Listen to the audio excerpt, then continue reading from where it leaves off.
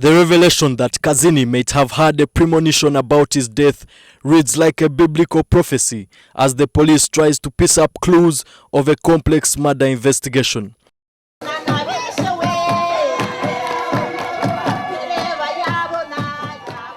But the Army general who died battling charges of creating ghost soldiers chose to deliver perhaps his last message at a quiet family function where guests wined and dined, a stark contrast of the dastardly circumstances that led to his death. This is the riveting tale of Kazini's last message of hope, which he delivered during a wedding ceremony at the Serene and Lush Greenery at Speak Resort Munyonyo. In the company of his wife and his two little daughters, Kazini chose the wedding of his protege, Lieutenant Kenneth Ayebare, to deliver his last messages that were full of intuition.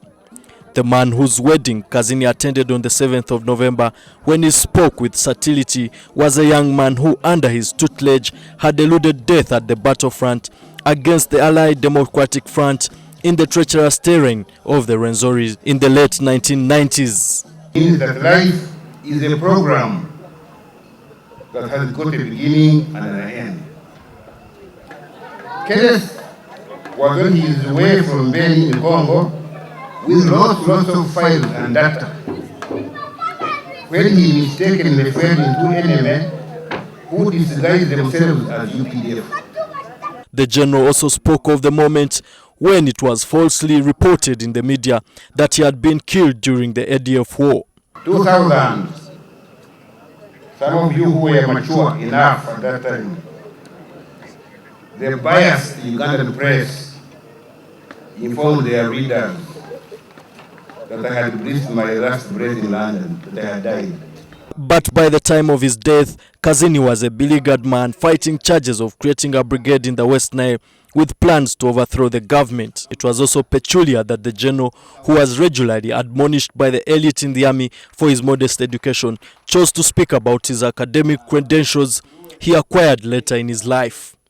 Shortly after he was dropped in 2003, Kazini was sent to a war college in Abuja, where he graduated with a master's in science. His thesis emerged the best, and much of his speech during the wedding centered on African tradition, wedding and marriages, one of the topics he researched about during his academic sabbatical. And on the night of 7th November, 3 days before his death, he chose to give away his thesis to Ayebare with words that suggest he may have had a premonition of his death.